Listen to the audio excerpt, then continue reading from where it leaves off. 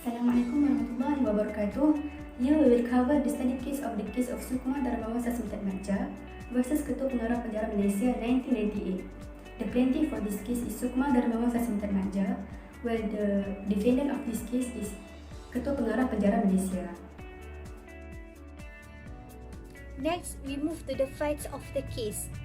First, the applicant Sukma Darmawan Sasmita Marja having pleaded guilty to a charge under Section 377D of the Penal Code FMS Cat 45 the Code, convicted and sentenced to 6 months imprisonment for an out of court indecency by the Kuala Lumpur Session Court on 19 September 1998. He has filed an appeals against the sentence. Next, the application was made under the Art 5 Class 2 of the Federal Constitution, the Constitution, and based on the ground that since the party to the offence were Muslim, the Session Court has no jurisdiction to hear, convict and sentence the applicants by the Virtual Art 121 Class 1A of Constitution and Sharia Criminals Offence, Federal Territories Art 1997. The applicants did not, however, assert that he was a Muslim. Only the supporting evidence to the applications deposed by his sisters affirmed that the applicant was a Muslim. The prosecutions made a preliminary object and submitted the questions whether or not the Sessions Court has jurisdiction could only be dealt with by way of an appeal or revisions under Criminal Procedure Code FMS Chapter 6, the CPC, and hence a writ of habeas corpus was not available. Assalamualaikum, I'm Nurusha Mimi binti Zulkarni, and now we will see what the issues are in this case. Basically, there are 5 issues in this case. The first issue is when the applicant was lawfully convicted and sentenced by the Sessions Court, where a person is serving a sentence passed by a court of competent jurisdiction. Therefore, the writ of habeas corpus is not available.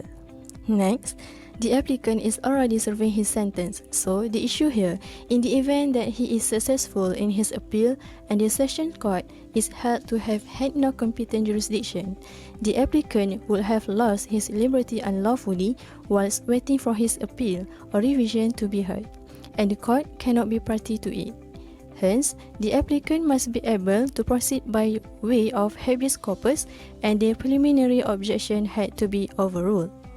The third issue is whenever there is a challenge to jurisdiction or they have any consideration required, the correct approach is to firstly see whether the Sharia Court has jurisdiction and not whether the state legislature has power to enact the law conferring jurisdiction upon the Sharia Court, and to the extent the Sharia Courts are by law expressly conferred with such a jurisdiction. As long as it is a matter in the state list which is under the jurisdiction of the Sharia Court, then the matter is not within the jurisdiction of the civil court. So, the fourth issue is related to whether a person is a Muslim or not is a matter that should be determined by the Sharia Court. And the last issue of this case is that the absence of express provision with regard to the procedures for renunciation of the Islamic religion by the Sharia courts does not give the civil courts jurisdiction's right. That's all the issues are in this case, and let's see what the court's decision is for each of those issues after this. Thank you.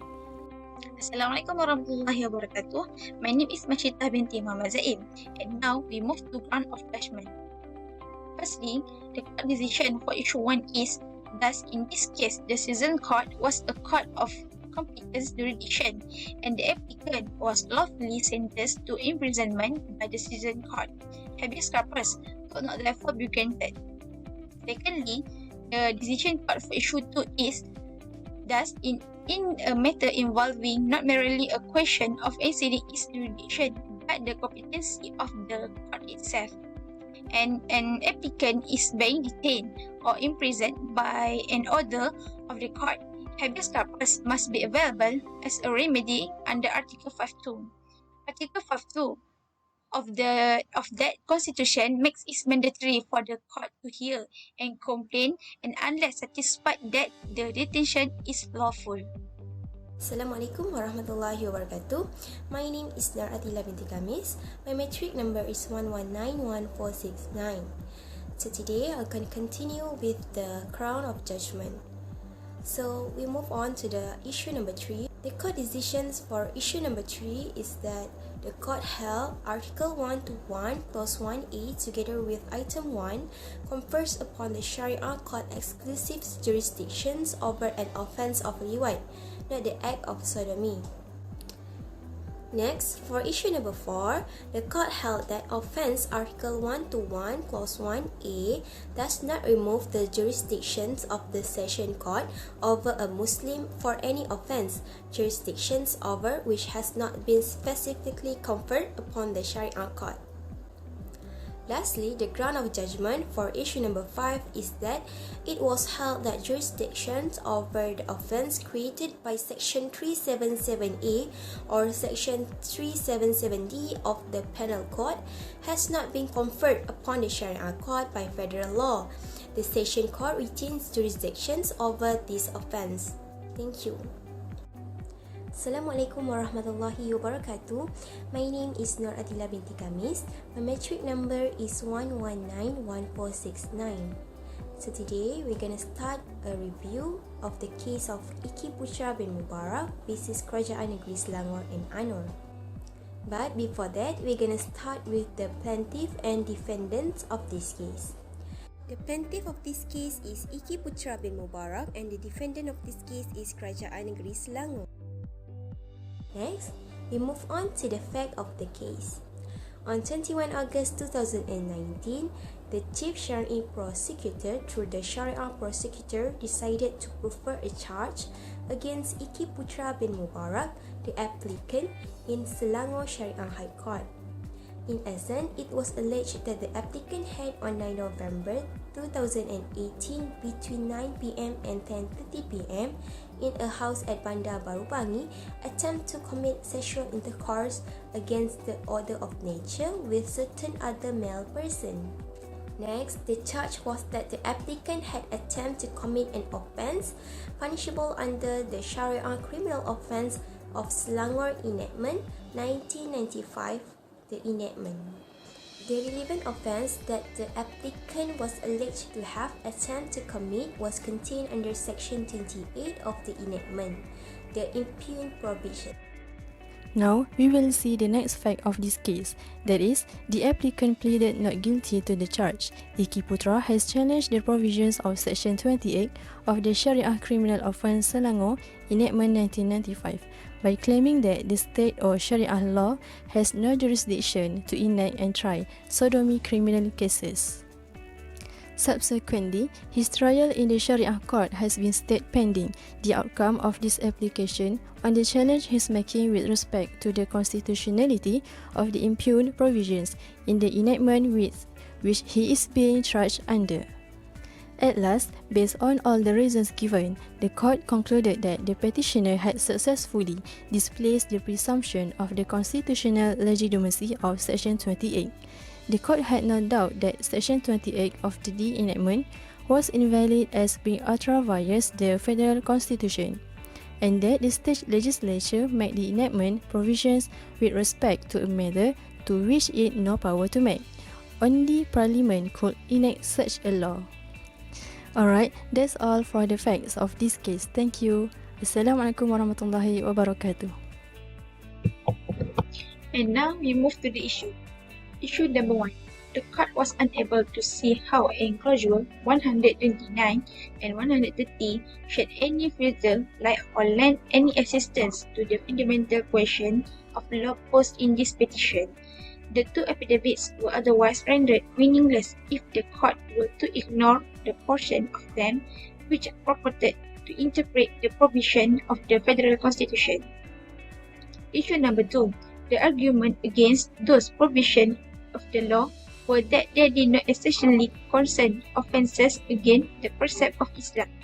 Basically, it was contended by the petitioner that precept of Islam refers specifically to the path pillar of Islam and the publication of material.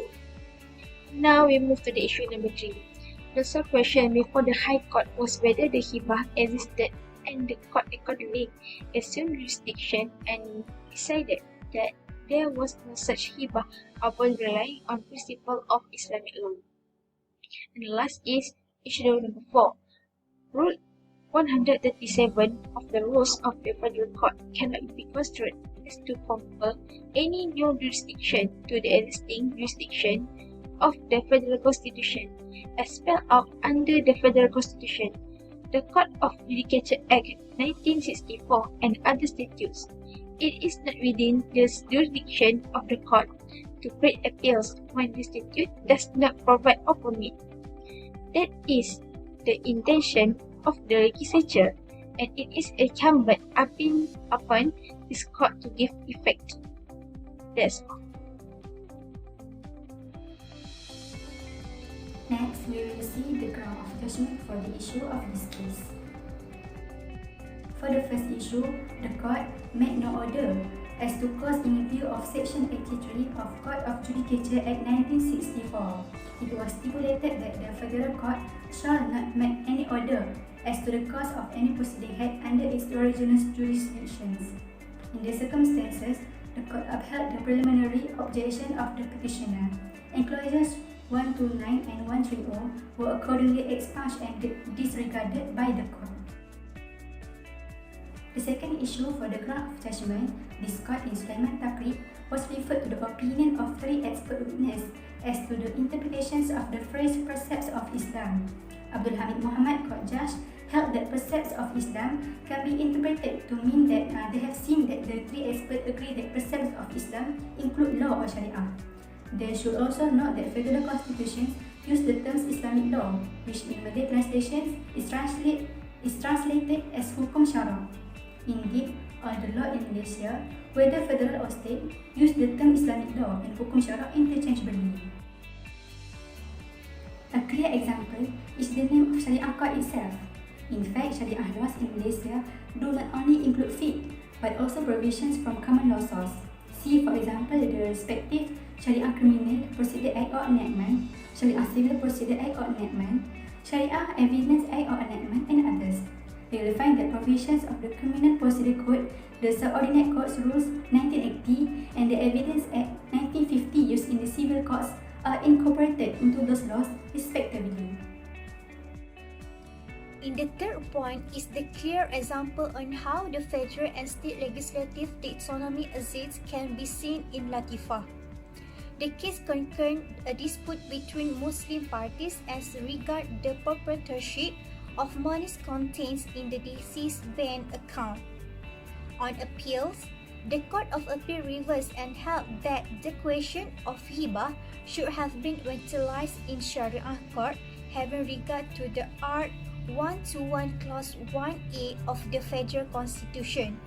The judgment of the Court Appeal was upheld by this court. Last but not least, in Article 4 Clause 1 of the Federal Constitution was declaratory provision on the supremacy of FC as the law of the Federation, and Art 121 Clause 1 of the FC deal with judicial power of the court, which include supervisory jurisdiction. Inherent power of the court were not provided under Art 4 Clause 1 of the FC, the Rule of Court 2012, the Rule of the Federal Court 1995, and Section 25 of the Court of Judicature Art 1964. Jurisdiction of the court must be provided by the law. If it not was provided, the jurisdiction was not there. Caution must be exercised here in interpreting the issues of jurisdiction in relation to Art 121 Clause 1A as such.